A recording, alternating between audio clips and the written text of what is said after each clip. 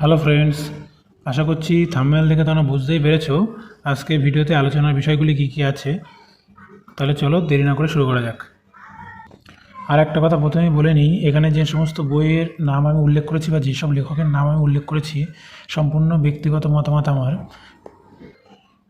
আমি এগুলো ইউজ করেছি বলে আমার উপকার হয়েছিল বলে তোমাদেরকে সাজেস্ট করছি। তোমাদের কাছে যদি এর থেকে কোনো বেটার অপশান থাকে তাহলে তোমরা সেটা অ্যাপ্লাই করতে পারো বা অন্য কেউ সাজেস্ট করতে পারো, যাতে সকলের উপকার হয়। ঠিক আছে, তাহলে চলো শুরু করা যাক। ফার্স্টেই ডাব্লিউপিও কেপিএসআইয়ের প্রিলিমসের আমাদের সাবজেক্ট ও মার্কস ডিস্ট্রিবিউশনটা জানতে হবে। তোমরা মোটামুটি সবাই জানো, তাও আমি একবার বলে দিই, কেননা আজকের আলোচনার জন্য এটা সুবিধা হবে। ঠিক আছে, জেনারেল স্টাডিজে কী থাকবে? 50 কোশ্চেন, 100 মার্কস, প্রতিটা কোশ্চেন 2 মার্কস। রিজনিংয়ে 25 question, 50 marks. ঠিক আছে, arithmetics 25 question, 50 marks. Total question থাকবে কত? 100 কোশ্চেন, 200 মার্কস। তোমাদের টাইম থাকবে কত? 90 মিনিট, 1.5 ঘন্টা। ঠিক আছে, কালকের ভিডিওতে আগের দিনের ভিডিওতে আমি যেটা বলেছিলাম, তোমাদের প্রিলিমসের টার্গেট মার্কস মোটামুটি 150+ রাখার চেষ্টা করতে হবে। কম্পিটিশান বাড়ছে, সামনের দিনে কত কাট অফ যাবে কিছুই বলা যায় না। এখন সবাই পরিশ্রম করছে একটা সরকারি চাকরি পাওয়ার জন্য। চাকরির অবস্থা খুব খারাপ, সবাই পরিশ্রম করছে, তাই তো? তাহলে চেষ্টা করতে হবে 150+ নম্বর যাতে পাওয়া যায়। ঠিক আছে, জানি পাওয়া কঠিন, তবে চেষ্টা করতে ক্ষতি কী। নেক্সট, প্রিলিমসের জন্য কী কী বই পড়বো? তোমরা আগের ভিডিওতে অনেকেই কমেন্ট করেছিলে যে কী কী বই পড়লে দাদা সুবিধা হয়। মোটামুটি আমি যতটুকু হেল্প করতে পারি তোমাদের হেল্প করব। জিকের জন্য তোমরা প্রিলিমস এবং মেন্স দুটোকেই মানে একসাথে টার্গেট করে প্রিপেয়ার করবে। ঠিক আছে, আগে তোমাদের কি হতো, মেইনসে যে ডেসক্রিপটিভ পেপার আসতো জিকের, ঠিক আছে, ওখানে তোমাদেরকে বর্ণনা করে লিখতে হতো।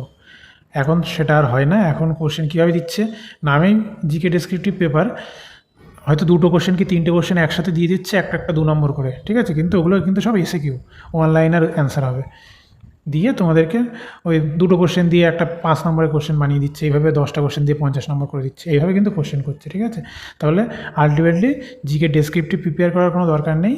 এমসিকিউ আকারে তোমরা যেভাবে পড়তে বা মুখস্থ করতে সেভাবে মনে রাখলে প্রিলিমস প্লাস মেন্স দুটোই হয়ে যাবে। কিন্তু তোমাদেরকে কী করতে হবে, একটু ডিটেলসে পড়াশোনা করতে হবে। ঠিক আছে, যাতে একসাথে দুটো কভার হয়ে যায়। তাহলে ডিটেলসে পড়ার জন্য তোমরা মোটামুটি যেসব বই তোমরা স্ট্যান্ডার্ড বইগুলো ফলো করো সেগুলো করতে পারো। আমার মতে তরুণ গোয়েলের একটা বই আছে, এটা ভালো। ক্র্যাক ডাব্লিউবিসিএস খুবই ভালো, এখানে ডিটেলসে সমস্ত কিছু আলোচনা আছে। লুসেন্টের ডেসক্রিপটিভও আছে, তোমাদের এও আছে, অবজেক্টিভও আছে। এবার এতগুলো বইয়ের নাম লিখেছি বলে তোমরা যে সব কটাই করতে যাবে, দাদা আমার কাছে সব বই আছে, এমন কিন্তু করতে যাবো না, একদম মাথায় পুরো জগা খিচুড়ি পাকিয়ে যাবে। সমস্ত বই মোটামুটি বেটার, এখানে যে বইগুলো লেখা আছে যে কোনো একটি বই ধরো, বই ধরে খুঁটিয়ে খুঁটিয়ে পড়ো, হাইলাইটার দিয়ে মার্ক করো, দরকার হলে খাতায় নোট বানাও। কেননা তোমরা এখন যেটা পড়বে সেটা এমনভাবেই তৈরি করবে পরীক্ষার লাস্ট 2 থেকে 3 দিন আগের জন্য রিভিশন দিতে পারো। রিভিশন খুব ইম্পর্টেন্ট পরীক্ষায় পাশ করার জন্য, কেননা পড়ে তুমি হয়তো সিলেবাস শেষ করে দেবে, তুমি যদি রিভিশন না দিতে পারো পরীক্ষার 2 দিন আগে, পরীক্ষার খাতায় গিয়ে তোমার মনে পড়বে কি এটা তো আমি পড়েছিলাম, একটুখানি লাস্টে দেখে আসতে পারলে আমার এটা হয়ে যেত। ঠিক আছে, সুতরাং যা পড়বে সেটা রিভিশন পারপাস রেডি করে রাখবে, যেন আমার পরবর্তীকালে রিভিশন দিতে সুবিধা হয়। তুমি যদি মনে করো যে আমি বই থেকে রিভিশন দিতে আমার সুবিধা হয়, তাহলে বই থেকে রিভিশন দেবে, সেইভাবে রেডি করে রাখবে। কেউ যদি মনে করে আমার খাতাতে নোট করে রাখলে রিভিশন দিতে সুবিধা হয়, সেই জন্য সেটা রেডি করে রাখে। এটা কিন্তু খুব খুব ইম্পর্টেন্ট। ঠিক আছে, পরীক্ষার আগে কিন্তু 2 দিন 3 দিন আগে কিন্তু মাথা পুরো জগা খিচুড়ি পাকিয়ে যাবে, কোনটা পড়বো কোনটা বাদ দেবো কিচ্ছু মাথায় আসবে না। ঠিক আছে, আচ্ছা। আর এমসিকিউ যদি প্র্যাকটিস করতে চাও তাহলে প্র্যাকটিস সেট থেকে করতে পারো। বিভিন্ন প্র্যাকটিস সেটে প্রচুর কোশ্চেন পেয়ে যাবে। প্র্যাকটিস সেটের কথা আমি পরে আলোচনা করছি। আপাতত আমি প্রিলিমসের বইগুলোর কথা বলে দিই। রিজনিংয়ের জন্য আমি বেসিক্যালি কোনো বই নিজে পড়িনি বলে তোমাদেরকে বলতে পারছি না, বুঝলে? তোমরা কাজ করতে পারো, তোমরা যদি কোনো বেটার বই মার্কেটে থেকে থাকে, যারা একদম বিগিনার্স, যাদের একদমই বেস ক্লিয়ার না, তারা সেই বইটা নিতে পারো। তবে যারা একটু পারো, রিজনিংটাকে একটু বোঝো, তাদের আমি বলবো প্রথমেই তোমরা তুলবে যেটা, সেটা হলো পিওয়াইকিউ, প্রিভিয়াস ইয়ার কোশ্চেন। সেখান থেকে তোমরা অ্যাটেম্প করার চেষ্টা করবে যে তোমরা মোটামুটি কটা সলভ করতে পারছো। টাইমের মধ্যে করার দরকার নেই, শুধু অ্যাটেন্ড করার চেষ্টা করবে কতগুলো সলভ করতে পারছো। মানে তোমার সেই সমস্ত টাইপে তোমার বেস ক্লিয়ার আছে কি না। ধরো 10টা টাইপে 20টা বা 25টা কোশ্চেন এসেছে, তার বেস ক্লিয়ার আছে কি না সেটা তোমাকে দেখতে হবে। এইবার তোমাকে কি মার্ক করতে হবে যে কোনটার আমার বেস ক্লিয়ার নেই আর কোনটায় টাইম বেশি লাগছে, ঠিক আছে। সেটা তুমি যে প্র্যাকটিস সেটগুলো দেবে সেই প্র্যাকটিস সেটেও সেই সমস্তভাবে তোমাকে কিছু কোশ্চেন তুলে নিতে হবে যেটায় টাইম বেশি লাগছে প্লাস তোমাদের বেস ক্লিয়ার নেই বলে মনে হচ্ছে, ঠিক আছে। তারপর কি করতে হবে সেগুলো তোমাদের টপিক ওয়াইজ ক্লাস করতে হবে। যেমন রিজনিংয়ের কাউন্টিং ফিগার, তারপর কিছু কিছু কোশ্চেন আছে মিসিং নাম্বার, ঠিক আছে, এগুলো কিছু কিছু বা ব্লাড রিলেশনে বড় বড় কোশ্চেন, বিশেষ করে সিটিং অ্যারেঞ্জমেন্ট বা পাজেল। সিটিং অ্যারেঞ্জমেন্ট পাজেল তো তোমাদের করতেই হবে। কেউ যদি মনে করে প্রিলিমসে সিটিং অ্যারেঞ্জমেন্ট বাদ দিয়েও দেবে যে একটা কোশ্চেন কি দুটো কোশ্চেন আসছে বাদ দিয়ে দেবো, তারা মেন্সের জন্য কিন্তু তাদের কিন্তু খুব ক্ষতি হয়ে যাবে। মেন্সে সিটিং অ্যারেঞ্জমেন্ট দেবেই আর ওটা ডেসক্রিপটিভ কোশ্চেন আকারে আসবে, তোমাকে ধাপে ধাপে করতেই হবে। সুতরাং সিটিং অ্যারেঞ্জমেন্ট তোমরা এখন থেকেই ভালো করে প্র্যাকটিস করো। আমার চ্যানেলে সিটিং অ্যারেঞ্জমেন্টের খুব ভালো একটা ভিডিও আছে, ওখানে মোটামুটি সহজ থেকে কঠিন একটু হায়ার লেভেল পর্যন্ত আমি মোটামুটি কিছু কোশ্চেন দিয়ে আলোচনা করে দিয়েছি। ওটা তোমরা দেখতে পারো, আশা করছি তোমাদের উপকার হবে। আর তারপরেও যদি তোমাদের সিটিং অ্যারেঞ্জমেন্টের জন্য কোনো কোয়ারি থাকে তোমরা কমেন্ট করো, আমি ক্লাস বানিয়ে দেবো। তাহলে রিজনিংয়ের এটাই আমি বলবো। তারপর টপিক ওয়াইজ ক্লাস করার পরে খাতায় নোট করবে যে কোনগুলো তোমার উইক পয়েন্ট, সেইগুলো টপিক ওয়াইজ ক্লাস করবে। ক্লাস করার পরে আবার প্র্যাকটিস সেট দেবে, দেখবে সেগুলো কতটা ইম্প্রুভ হলো, ঠিক আছে। আমাদের মেন টার্গেটটা কি, আমাদের উইক পয়েন্টগুলো পরীক্ষায় দিতে যাওয়ার আগে যেন ইমপ্রুভ হয়ে যায়, যেন পরীক্ষায় আমরা বেটার পারফরমেন্স করতে পারি, তাই তো। ম্যাথ, এবার ম্যাথেও দেখো আমি এখানে কোনো বইয়ের নাম লিখিনি, তোমাদের এটা দেখে হয়তো খারাপ লাগতে পারে, কিন্তু ম্যাথ আমি নিজেও বেসিক্যালি কখনো সেইভাবে কোনো বই প্র্যাকটিস করিনি। আমার ক্লাস 9-10 মোটামুটি বেস ক্লিয়ার ছিল, ঠিক আছে। আর তারপর আমি কী করতাম, প্রিভিয়াস ইয়ার কোশ্চেন দেখতাম প্লাস প্র্যাকটিস সেট লাগাতাম, ঠিক আছে। এবার প্র্যাকটিস সেটে কী হতো, যদি দেখি যে কোনো নতুন টাইপের কোশ্চেন এসে গেছে, কোনো লেসনে আমার একটুখানি কঠিন লাগছে, একটু প্র্যাকটিসের দরকার আছে, তখন আমি সেই টপিকটা নিয়ে আমি ক্লাস করতাম, নোট বানাতাম, সেটাই রিভাইজ করতাম। এইভাবে আমি মোটামুটি করেছি, ঠিক আছে। তবে পরীক্ষার হলে ম্যাথ অনেকেই সলভ করতে পারে, তবে পরীক্ষার হলে টাইমের মধ্যে করার একটা ক্যাপাসিটি থাকা দরকার সবার। কীভাবে পরীক্ষার হলে কি অ্যাপ্রোচ করতে হবে সেই প্রসিডিওর কিন্তু সবাই জানে না বা সবাই পারে না। আমি অনেক ছেলেপেলে দেখেছি তারা ভালো অঙ্ক পারে, কিন্তু পরীক্ষার হলে গিয়ে অঙ্ক রিজনিংয়ে হয়তো টাইম বেশি লেগে যায় বলে সলভ অ্যাটেম্পটই করতে পারে না, ঠিক আছে। তাহলে কীভাবে অ্যাপ্রোচ করতে হয় পরীক্ষার হলে, কীভাবে তোমরা পরীক্ষার হলে অ্যাপ্রোচ করবে সেটা কিন্তু জানতে হবে, শিখতে হবে। আমি আমার নেক্সট ভিডিওতে আমি শেখাবো কীভাবে 25টা কোশ্চেন 18-20 মিনিটের মধ্যে ফটাফট সলভ করা যায়, ঠিক আছে। একটু অ্যাডভান্স লেভেলের কোশ্চেন আমি ওখানে পিক করবো, তুলবো। তোমাদের কাছে আশা রাখি তোমরা এই ক্লাসগুলো দেখবে, তাহলে তোমরাও টাইমের মধ্যে করতে পারবে, ঠিক আছে। Next books for means exam, তাই তো। মেইনস এক্সামে তোমাদের জিকে ফার্স্ট পেপারে কী থাকবে, পেপার 1-এ থাকবে জিকে। জিকের ক্ষেত্রে বলবো ডেসক্রিপটিভ রাইটিং এখন আর আসে না, তাই তো। তোমরা মেইনসের কোশ্চেন দেখবে তুলে, ডেসক্রিপটিভ রাইটিং আসে না। এসিকিউ টাইপের কোশ্চেন থাকে, 2 নম্বর কি 3 নম্বরের কোশ্চেন দিয়ে 2-3টে কোশ্চেন একসাথে দিয়ে দেয়, দিয়ে ওটাকে একটা 5 নম্বর কি 10 নম্বরের কোশ্চেন বানিয়ে দেয়, ওটাই হয়ে গেল বড় কোশ্চেন, ঠিক আছে। তাহলে যেভাবে তোমরা প্রিলিমসে রেডি করেছো, যেভাবে নোট তৈরি করেছো, যেভাবে প্রিপেয়ার করেছো, সেটাই তোমাদেরকে লেগে যাবে মেইনসে, ঠিক আছে। ওটাই যাতে রিভিশন দেওয়া যায় সেইভাবেই রেডি করবে। আমি ওই জন্য প্রথমে বললাম এমনভাবে রেডি করো জিকেটা যেন প্রিলিম মেন্স একসাথে কোয়ালিফাই হয়ে যায়। রিজনিংয়ের জন্য যদি বলি যে কোনো বই, তাহলে রিজনিংয়ের জন্য আমার দেখা তেমন কোনো বই নেই ডিসক্রিপটিভ রাইটিংয়ের জন্য। আমি তোমাদের রিজনিংয়ের ডেসক্রিপটিভ কীভাবে করাতে হয় আমার চ্যানেলে করিয়ে দেবো, তোমরা চ্যানেলটাকে সাবস্ক্রাইব করে রেখে দিও, আর আমি ভিডিওগুলো আসলে দেখো, ঠিক আছে। আর খাতায় নোট করবে, যেগুলো ক্লাস করবে খাতায় নোট করবে, শুধু দেখে ছেড়ে দিলে কিন্তু কোনো উপকার হবে না। যেভাবে করাবো সেইভাবে একদম পুরো হুবহু নোট করবে, সেইভাবে গিয়ে পরীক্ষায় করে আসবে, ঠিক আছে। রিজনিং বলো বা ম্যাথ বলো, দুটোই সেম।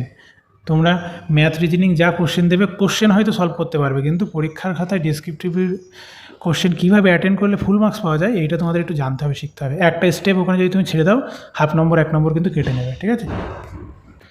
কোনো স্টেপ জাম্প কিন্তু ওখানে অ্যালাউড না। তোমরা হয়তো প্রিলিমস পাস করার জন্য শর্টকাট শিখছো ম্যাথের, রিজনিংয়ের, সবই ঠিক আছে, কিন্তু ডেসক্রিপটিভে কিন্তু সেটা চলবে না, ঠিক আছে। তা ম্যাথ রিজনিংয়ের ডেসক্রিপটিভ মোটামুটি আমি করিয়ে দেবো, অসুবিধা হবে না। ওইগুলো তোমরা করবে, প্লাস খাতায় নোট করবে, অবশ্যই নোট করবে, প্লাস সেইভাবে প্র্যাকটিস করবে, আমি বলে দেবো, পরে বলে দেবো।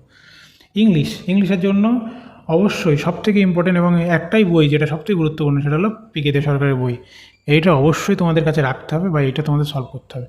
পিকে দে সরকারের বইতে ট্রান্সলেশন আছে Bengal to English, English to Bengali, তারপর তোমাদের ইম্পর্টেন্ট আর যেগুলো আসে idioms, one word, synonyms, homonyms সবই আছে।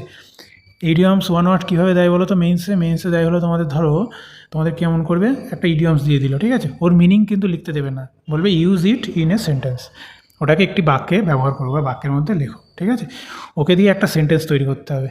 তুমি যদি মিনিং লিখে ছেড়ে আসো 0 পাবে, 1ও পাবে না। তুমি যদি মিনিংও লেখো প্লাস সেন্টেন্স তৈরি করো তাহলেই ফুল মার্কস পাবে, মিনিং না লিখলেও ফুল মার্কস পাবে, কিন্তু ওটাকে একটা অর্থপূর্ণ সেন্টেন্সে তৈরি করতে হবে, ঠিক আছে।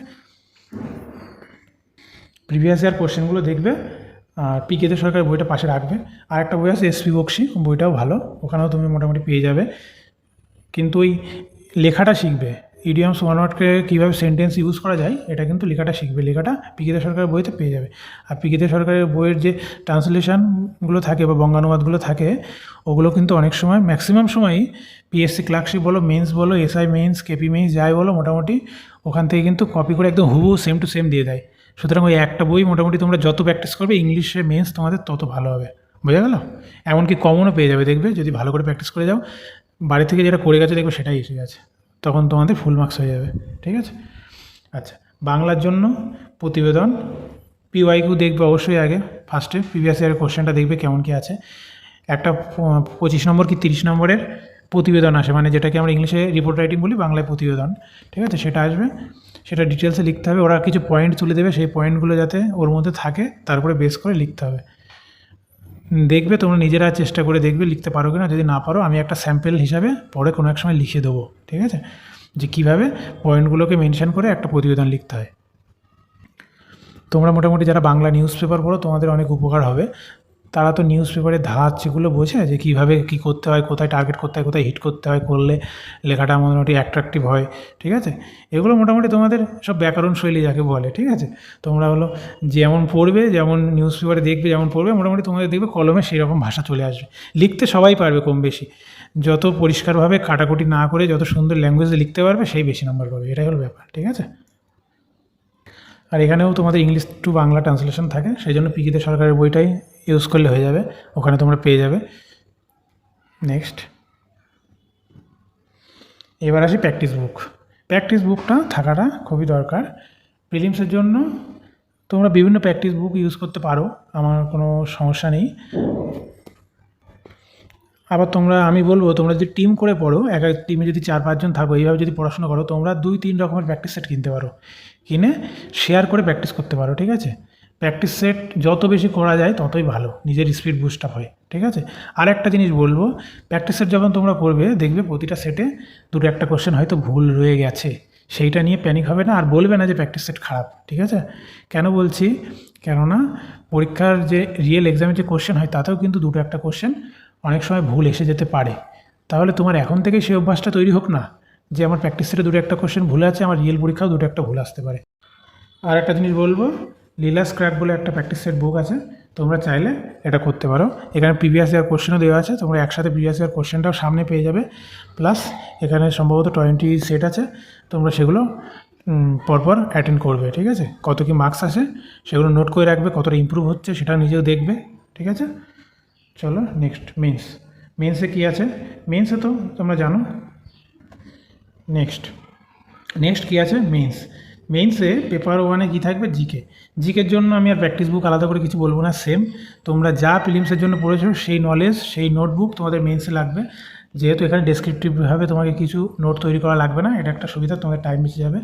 ম্যাথ রিজনিংয়ের জন্য চ্যাপ্টার ওয়াইজ নিজের নোটবুক তৈরি করবে, কীভাবে ডেসক্রিপটিভলি প্রতিটি কোশ্চেনের বা প্রতিটি চ্যাপ্টারের কোশ্চেন কীভাবে অ্যান্সার করা যায়, ঠিক আছে। এখানে কিন্তু স্টেপ জাম্প করলেই নাম্বার কাটবে, এটা যেন মাথায় থাকে, সেটা আমি তোমাদের আস্তে আস্তে করিয়ে দেবো। প্রথমে একটা স্যাম্পল পেপার হিসেবে দেবো প্রিভিয়াস ইয়ার কোশ্চেনের, তারপর আস্তে আস্তে করিয়ে দেবো, যদি তোমাদের প্রয়োজন হয় তোমরা কমেন্ট করো।